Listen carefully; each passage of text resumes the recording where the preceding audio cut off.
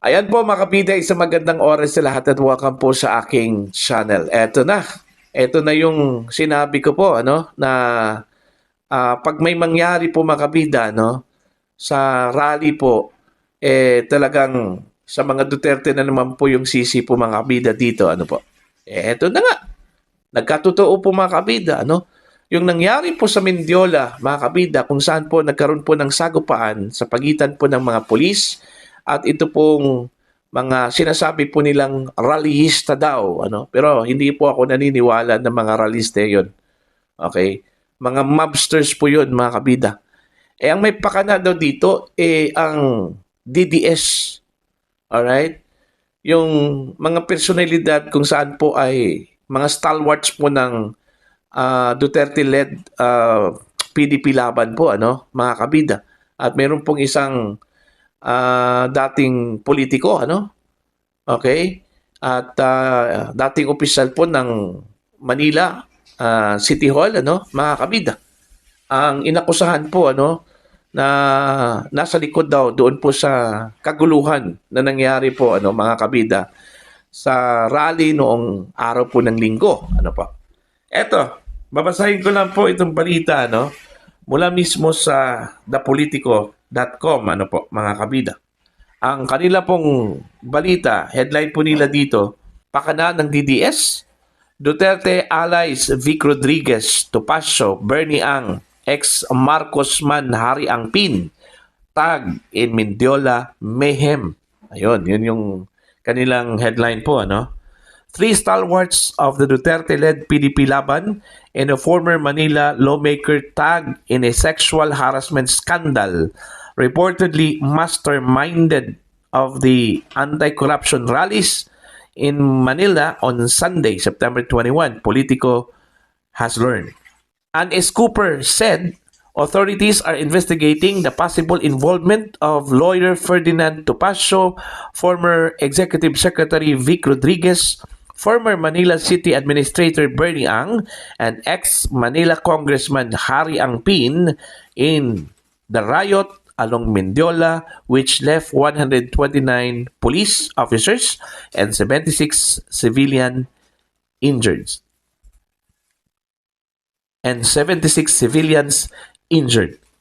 Topacio currently serves as PDP Laban spokesperson in the impeachment trial of Vice President Sara Duterte. Rodriguez unsuccessfully ran for senator under the Duterte-led slate, while Ang heads the party's National Capital Region chapter. Ang Pin has also courted controversy.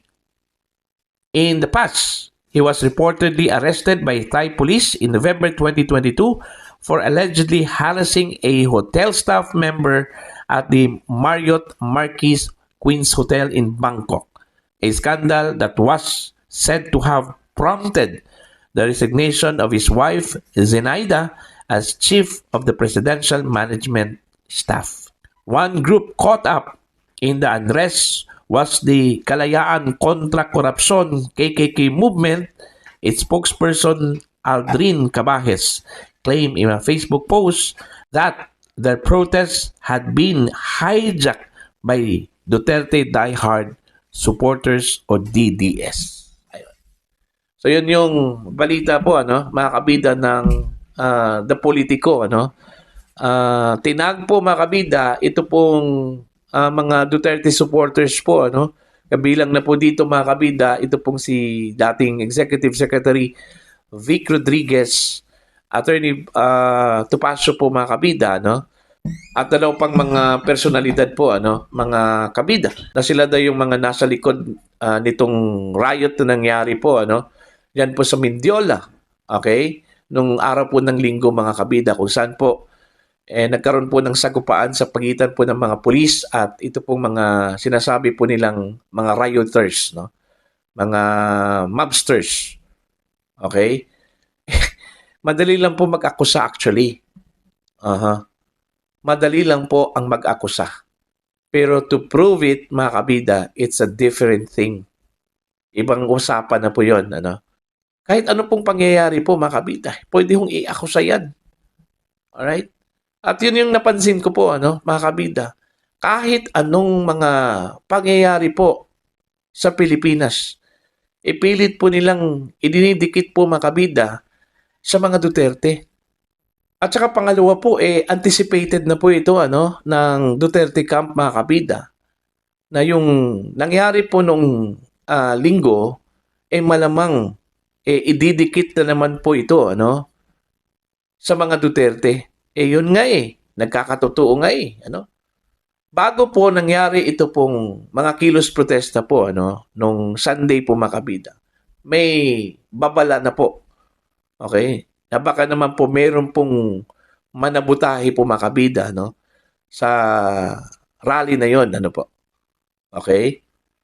At hindi nga nagkamali meron nga Ako, naniniwala po ako mga kabida na yung mga bata na sumali po doon sa kilos protesta po mga kabida ay hindi talaga yon mga rallyists. Okay? Duda po ako na sila po ay pinadala po doon para manggulo. Okay? Wala hong duda mga kabida na sila po ay binayaran po mga kabida. Wala hong duda na meron pong mga taong may pakana po doon, nasa likod po nila Wala pong duda doon. Pero as to pointing the blame doon po sa mga DDS, Duterte diehard supporters, ibang usapan na po yon mga kabida. Diba? Ito naman po yung kalakaran po Ito naman po yung trend po ng kasalukuyang administrasyon. Lahat po ay isinisisi sa mga Duterte. Kahit siguro pagpatay po kay Lapu-Lapu po sa mga Duterte po, isisi po yan, mga kabida. See? Gaya ng sinabi ko po, madali lang po ang mag-akusa. Pero ang pagpatunay po mga kabida, ibang usapan po yun. Kung ganyan po mga kabida, magsampa po sila ng kaso kung meron po silang katibayan, Yung nabasa ko po na post ng isang Aldrin Cabajes ng yung grupo na yun, nakalimutan ko po. Okay? Nang may pakana daw ang DDS. Meron ba siyang ebidensya na ang may pakana ito pong mga personalidad na binanggit po Attorney Rodriguez, Ferdito Paso, okay, mga kabida. At ito pang mga dalawang personalidad po na nabanggit Meron bang actual video na sila po ay nakipag-usap doon po sa mga nagrayot? Okay? Yun yung malaking problema po doon, Kagaya na sinabi ko po, ang dali lang po mag-akusa po mga kabida, Ang daling magturo. Pero ang pagpapatunay po na sila po yung responsable, ibang usapan po yun. Okay? Sinabi na nga ni dating Ilocos Sur Governor Shavit Singson, mga kabida, okay, na mayroon pong umamin sa kanya, isa po doon sa mga nagrayot po mga kabida, sa Mindiola, na sila ay binayaran lang daw. Okay? Humingi pa nga ng dispensa kay Singson siguro laking respeto doon sa matanda po mga kabida, itong umamin na rioter Okay? Pero actually, hindi po naniniwala si Singson dun sa kanyang sinabi, baka naman po nag-name drop lang yon mga kabida. Diba?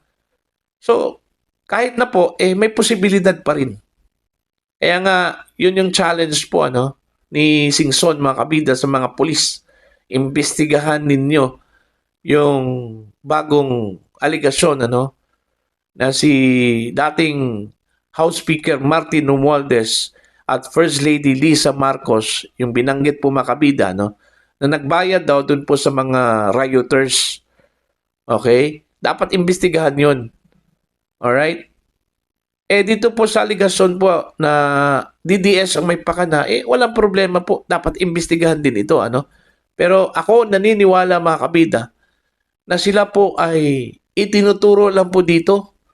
Kasi wala kasing ibang ituturo itong may pakana dito mga kabida, Alright? Kundi ang mga Duterte.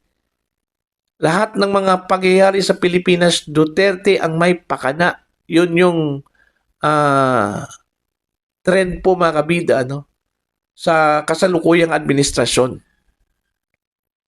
Okay? So, wala naman pong problema siguro dun po sa mga inakusahan po. Ano? Ferdy Topacio, abogado yon.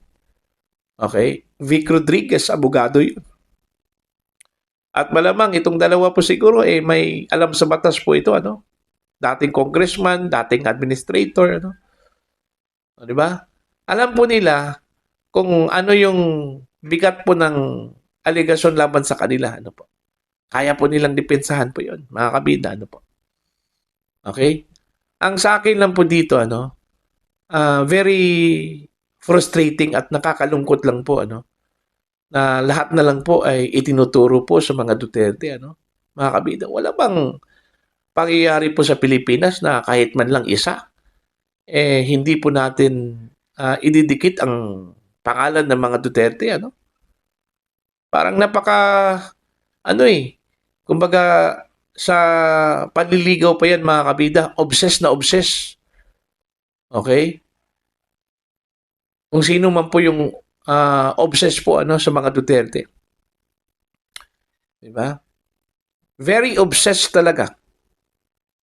Kahit na parang ayaw pong ihiwalay ang mga Duterte po ano. Gusto po nilang palaging dikit talaga ang mga Duterte. Di, ano nangyari po?